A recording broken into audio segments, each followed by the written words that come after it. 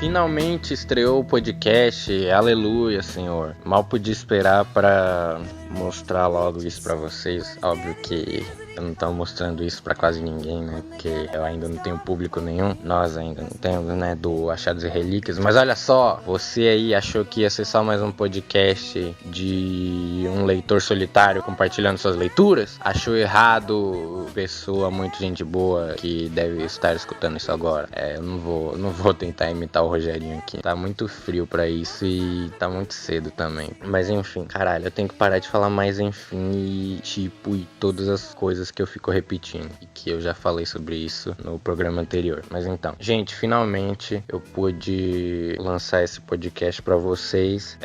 Eu tava numa ansiedade tremenda porque eu sinceramente não sabia. É aquela coisa, né? Você nunca sabe se vai sair ou não até sair. Mas então, esse é o projeto, eu apresento aqui pra vocês o Achados e Relíquias. Ele já era um sebo, mas eu tô reestruturando ele completamente pra trazer um melhor serviço para o cliente. Olha só que legal. Não, mentira. Mas, quer dizer, sim, né? Mas, enfim, quando eu coloco dessa forma idiota, fica idiota.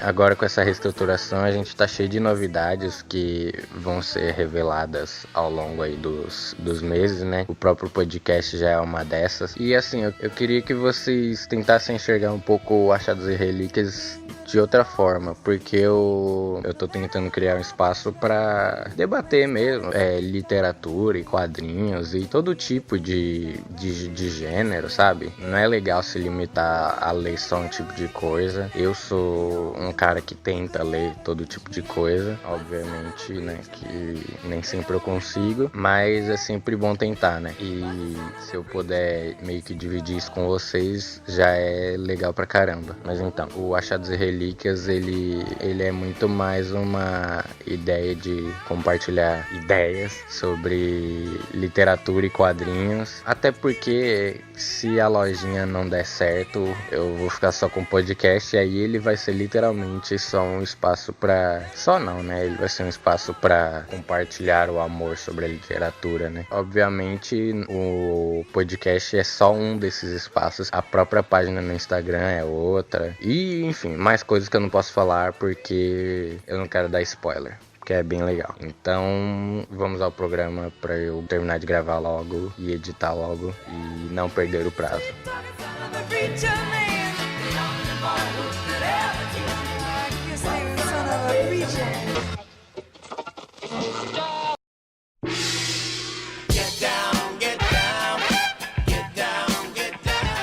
No programa de hoje eu vou falar aqui sobre o quadrinho da Marvel, né? Bem-vindo de volta, Frank, quadrinho do Justiceiro, escrito por Garth Ennis e desenhado por Steve Dillon. Ele basicamente conta a história do Justiceiro. Ele é ressuscitado. Ele volta pra Terra depois de ser meio que um assassino contratado pelos anjos. Então ele na verdade, ele resolve tirar o atraso, né? Basicamente, ele vai atrás da família de mafiosos comandados pela Mamanuchi, né? Que são uma das maiores famílias de mafiosos em Nova York. E a história é essa, na verdade. Eu já falei no primeiro episódio e no segundo de como as obras que eu tava comentando eram de certa forma bem simples no roteiro, então eu não quero ficar aqui me repetindo falando que é uma história muito simples, mas é uma história muito simples, então eu vou fazer o quê? Só avisando que esse programa vai ter spoilers, tá? Leia a HQ primeiro, depois volta aqui pra ouvir o podcast. E aproveita e assina o feed aí, seja lá qual for o agregador que você escuta. Bom, eu acho interessante um texto que tem no final do primeiro capítulo, que meio que dita todo o tom que o Garth Ennis vai seguir nesse quadrinho. E ele fala como meio que ele é um personagem que o valor de entretenimento dele é baseado no quão violento ele pode ser e em ele matar pessoas, tipo... Então ele considera que a proposta do personagem já é tão absurda que tentar explicar as motivações dele ou coisas do tipo é meio que uma perda de tempo.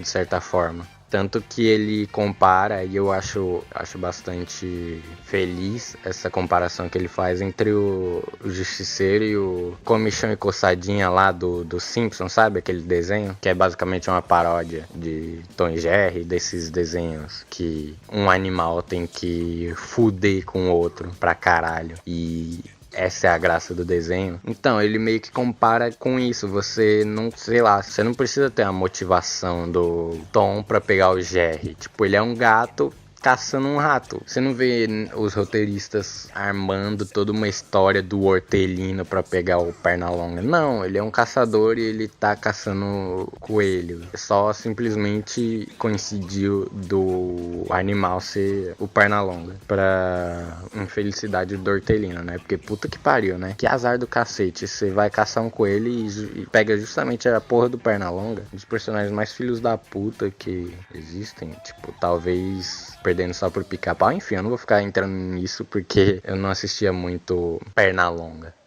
A comparação é essa, e eu acho que ela faz bastante sentido, na verdade, mas não dá pra você falar que as tentativas de problematizar o Justiceiro e tal não sejam válidas, porque meio que, cara, tipo, é o que tem pra fazer nos quadrinhos, sabe? Esses personagens, assim, principalmente da Marvel e da DC, eles já tem tanta história, cara, que meio que não tem pra onde você ir, então eu acho que toda abordagem é válida e tal. Na verdade, eu acho que parte da longevidade de todos esses personagens são as várias abordagens que você pode ter com eles. Então, partindo dessa premissa, o Garth Ennis, ele basicamente resolve fazer um filme do Tarantino com o Justiceiro em quadrinhos. Extremamente violento, super caricato, que não tá muito se levando a sério e basicamente ele quer te entreter com as mortes mais bizarras de mafiosos. Enfim, não existe aquele programa 1001 Maneiras de Morrer, um negócio assim. Então, é basicamente essa HQ aqui. Só que aí, mesmo que o quadrinho ele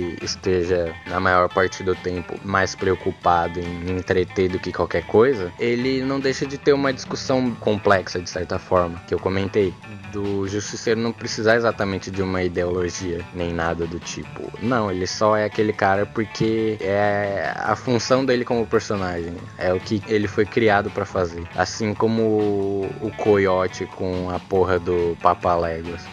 E o mais legal é você ver como ele insere isso na narrativa. Porque se você for pensar, o tempo todo os personagens estão tentando inserir o Justiceiro em algum código moral ou em alguma lógica que possa existir por trás dos atos dele, ou até numa ideologia mesmo. O próprio Justiceiro, ele tá mostrando como é muito mais simples. Ele só mata porque ele gosta mesmo. E o próprio personagem reconhece o quão condenado ele tá por isso, por ter esse prazer. O Demolidor acaba sendo um desses personagens que tentam atribuir certo valor moral ao Frank Castle, mas meio que a resposta do Frank Castle é prender ele numa chaminé com uma arma na mão e tentando fazer a pior escolha possível. Então, tipo, rola esse embate entre os dois e o Justiceiro meio que não liga pro que ele tem a falar, porque meio que ele não entende o Justiceiro e meio que ninguém entende nesse quadrinho.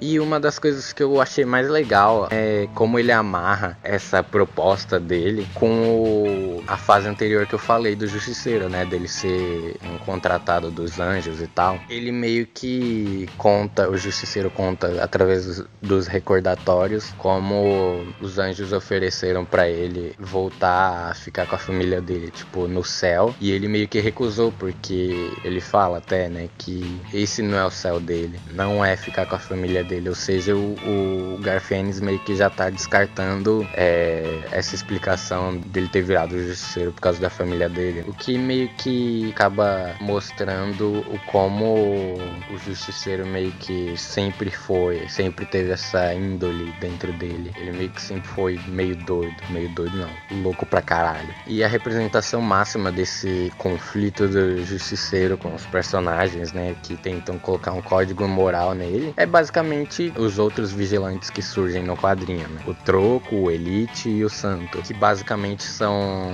representações de espectros ideológicos tentando tomar o Justiceiro para si. E como o Justiceiro responde a isso, ele basicamente mata eles. Ou seja, é talvez a cartada final, o argumento final do Garfienes para falar, tipo, não, caralho, não é questão de ideologia aqui, é só questão de que ele é um louco sociopata do caralho. E o mais legal é quando o Justiceiro vai queimar a casa da Mama Noite lá, que basicamente ela fala que ele não é diferente dela, de todos os outros bandidos que ele mata. E aí ele fala, agora me diz uma coisa que eu não sei. O personagem tem essa consciência de que ele tá condenado, e ele até fala isso em algum momento. É legal essa consciência que o personagem tem da sua própria condição, que é quase uma coisa meio metalinguística, porque dele reconhecer que ele é um personagem e é isso que ele foi criado pra fazer e por isso ele tá condenado. Óbvio que não é essa parte da metalinguagem, não é uma coisa direta assim, não é dito de fato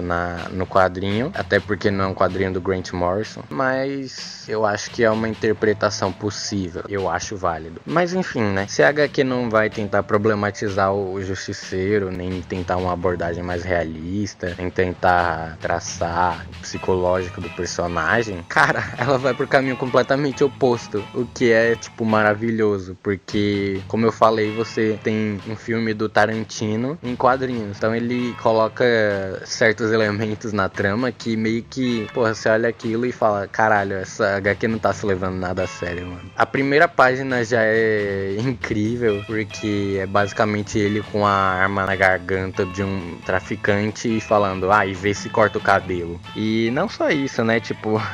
Toda a sequência do zoológico, cara, puta que pariu, no volume 4, no capítulo 4, eu acho. Que é muito boa, cara. Nessa sequência você tem a oportunidade, a maravilhosa oportunidade de ver o Justiceiro afogando o capanga da Mama à noite no aquário lá de piranhas. Depois ele revela como é que tá o esqueleto do cara e tá tipo só o esqueleto. Tipo, que exagero da porra, mano. A própria Mama à noite, cara, porque ela é extremamente extravagante e tal, tipo, a maquiagem dela é exageradona, ela grita pra caralho e tal, ela é completamente sem escrúpulos, tipo, ela manda matar o primo dela, depois o outro capanga, depois o outro capanga e mais não sei o que lá.